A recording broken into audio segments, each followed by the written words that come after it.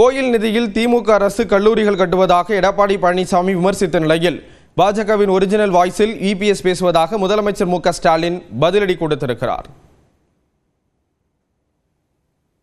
கண்ணு உறுத்துது, கோயில கண்டாவே கண்ணு உறுத்துது. அது இருக்கிற பணத்தை எல்லாம் எடுத்து கல்லூரி கட்ட ஆரம்பிக்கணும். எதுக்காக உண்டியில பணம் போடுறீங்க?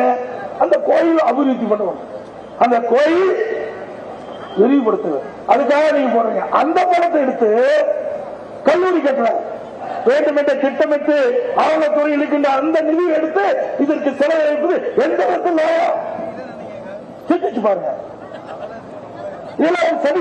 மக்கள் பார்க்கிறாங்க. இந்து சமய அறநிலையத்துறை சார்பில் பள்ளி கல்லூரி கட்டக்கூடாதான். இதுக்கு முன்னாடி பாஜகவுக்கு வெறும் டப்பிங் வாய்ஸ் தான் கொடுத்துக்கிட்டு இருந்தார், பேசிக்கிட்டு இருந்தார். இப்ப பாஜக ஒரிஜினல் வாய்ஸாக பேச ஆரம்பிச்சிட்டார். அறநிலையத்துறை நிதி கல்லூரி கட்டுமானத்திற்கு செலவிடப்படுவதாக எதிர்க்கட்சித் தலைவரின் குற்றச்சாட்டிற்கு முதலமைச்சரின் எதிர்வினைதான் இது. திருவாரூரில் நலத்திட்ட உதவிகள் வழங்கும் விழாவில் பங்கேற்று பேசிய முதலமைச்சர் மு.க. ஸ்டாலின், கோயில் நிதியில் முன்னாள் முதலமைச்சர் எம்ஜிஆர் தொடங்கிய கல்லூரிக்கு கூடுதல் கட்டடங்களை எடப்பாடி பழனிசாமி திறந்து வைத்தது குறித்து கேள்வி எழுப்பினார். ஏன் மக்கள் தலைவர் எம்ஜிஆர் அவர்களே முதலமைச்சராக இருந்தபோது பழனி ஆண்டவர் தொழில்நுட்ப கல்லூரியை திறந்திருக்கிறார். அந்த கல்லூரிக்கு கூடுதல் கட்டடத்தை போன முறை நீங்கள் திறந்து வச்சீங்க. அப்ப ஏதாவது மயக்கத்தில் போய் திறந்து வச்சுட்டு வந்தீங்களா? இப்போ நாங்க கல்லூரி தொடங்கலாம் தப்பா?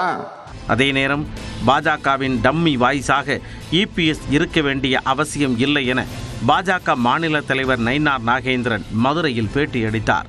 முதலமைச்சருக்கு இப்போதான் என்ன பேசுறதுன்னே தெரியல. மாண்புமிகு முன்னாள் முதலமைச்சர் அண்ணன் பழனிசாமி அவர்கள் பேச வேண்டிய கருத்தை தான் பேசியிருக்காங்க. இதில் பாரதிய ஜனதா கட்சியினுடைய கூட்டணி தோழமையில் நாங்கள் இருக்கோம். இதில் அவருக்கு டம்மி வாய்ஸாக இருக்க வேண்டிய அவசியம் ஒன்றும் இல்லை.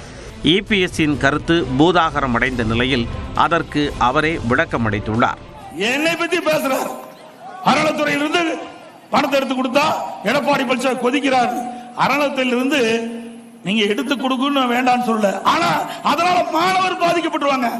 மாணவருக்கு தேவையான திட்டத்தை முழுமையான நிதி அறநிலையத்துறையிலிருந்து கிடைக்காது. ஏன்னா கல்லூரி வளர வளர கட்டடம் தேவை, அதுக்கு பல பிரிவுகள் புதுசு புதுசா உருவாக்க வேணும்.